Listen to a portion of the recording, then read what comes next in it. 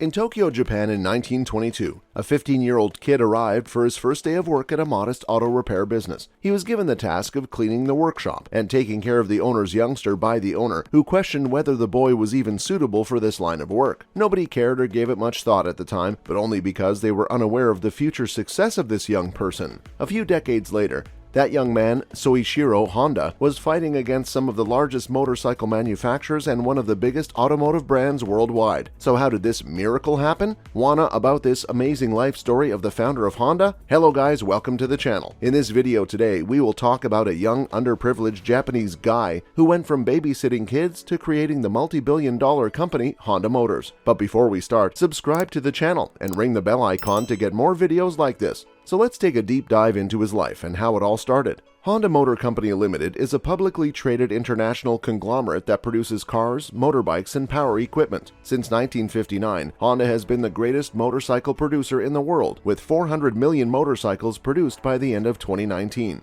By volume, it is also the biggest producer of internal combustion engines, turning out more than 14 million engines annually. Honda was the first Japanese automaker to introduce Acura, a luxury-focused brand, in 1986. It all started in Tenryu, Shizuoka, a small, impoverished hamlet at the base of Mount Fuji. This is where the story opens in 1906. Gihir Honda and his wife gave birth to their first child there, Soichiro Honda. While his mother was an expert weaver, Soichiro's father was a local blacksmith from the hamlet who also serviced bicycles on the side. Growing up in a poor family, Soichiro lost 5 of his siblings to illnesses. 8-year-old Soichiro was going about his daily business in the neighborhood when he heard an unusual rumble that caught his attention. He pursued the sound until he saw a huge, unusual piece of machinery traveling on 4 wheels. Soichiro was enthralled by what he had just seen when he realized that the machine in question was a Ford Model T. "The first automobile I saw was that one. What a rush! Its ability to move on its own and the time it drove past me without pausing to consider why baffled me. I started running as fast as I could after it down the road," Soichiro Honda stated. This encounter left an imprint on him that would always alter how he interacted with computers. He acquired skills in bicycle maintenance and wetting farm equipment blades. Soichiro loved the concept of going to school and spent the majority of his childhood assisting his father with his bicycle repair company, even though he was attracted by all kinds of engines and motors. He utilized some rubber that he found because his lack of interest in school was so detrimental to his scores, to emblazon his family seal on his report cards. His dad wouldn't have to sign the document or see his grades that way. He was eventually detected, and as a result, his father made him spend the entire day without eating on his knees. Soichiro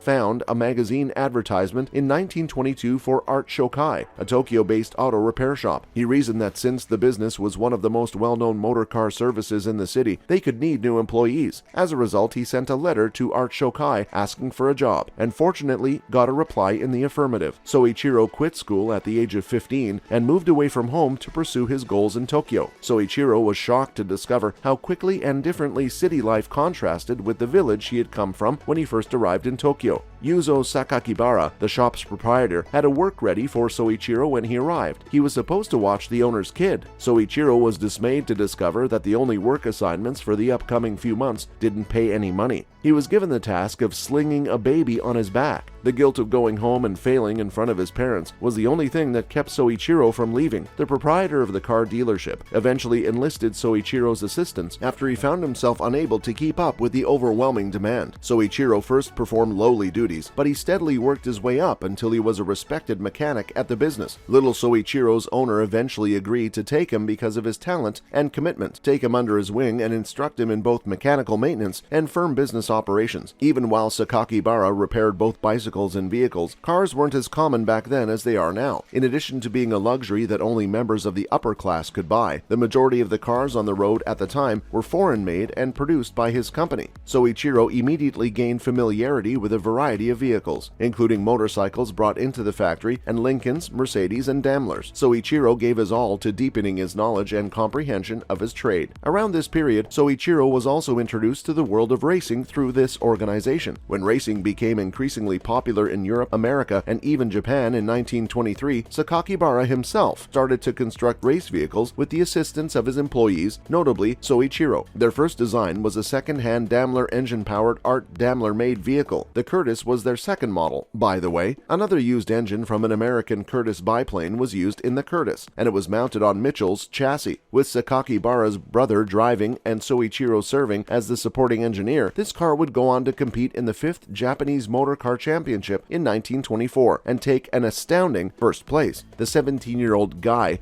had a unique experience, and motorsports afterward became his religion. Soichiro was selected for military service in 1926, but the medical test showed that he was colorblind and he was unable to serve. By 1928, he was able to continue working at Art Shokai after being released from the army. To grow his company, Yuzo Sakakibara opened an Art Shokai location in Hamamatsu. He thought there was no alternative. At the age of 21, Soichiro was asked to take over the new branch after leaving his young trainee in charge. However, Soichiro's repair shop had a difficult first year, largely as a result of people's reluctance to trust someone so new and inexperienced with their vehicles. Trudeau was forced to subsist on the leftovers from other repair shops. Nevertheless, the young man made use of all the skills and knowledge he had learned over the years, and over time, he was able to expand his company with success. Soichiro served as the company's president up until his retirement in 1973. After that, he continued to serve as a director before being named the supreme advisor in 1983. He had mentioned in his biography how excited he had been to see his first car when he was 8 years old, and how he would never forget the oily scent it emitted. He claimed that when he was a little child, he first imagined building cars himself. Tokai Seiki was established in 1937 by a Japanese manufacturer and engineer to create piston rings for Toyota. On August 5, 1991, he died of liver failure. Despite the death of its founder, Honda continued to dominate its field. The Honda NSX supercar, the first all-aluminum monocoque vehicle with a mid-engine V6 and variable valve timing, was released in 1991. Nobuhiko Kawamoto succeeded CEO Tadashi Kume in 1990. Kawamoto moved swiftly to alter Honda's corporate culture, pushing through product development that was driven by the market and gave rise to recreational vehicles like the Odyssey and CR-V. In 1992 and 93, the Japanese media indicated that Honda faced a real threat from a hostile takeover by Mitsubishi Motors. The Honda Aircraft Company, a wholly owned subsidiary, was founded in 2006 to produce and market the Honda Jet series of aircraft. In June of that year, CEO and President Takanobu Ito would resign and were succeeded by Takahiro Hashigo. A North American partnership between Honda and General Motors was announced in September 2020 and would start in 2021. Honda announced in March 2022 that it would partner with Sony to create a joint venture to design and produce electric vehicles. The business will begin operations later in 2022, and the first vehicles will go on sale in 2025. That's it for the day, guys. I hope you enjoyed the video, and if you have ever owned a Honda, let us know about the experience in the comments below. Also, subscribe to the channel and press the bell icon for more amazing business biographies, and we'll see you at the next one. Until then, peace.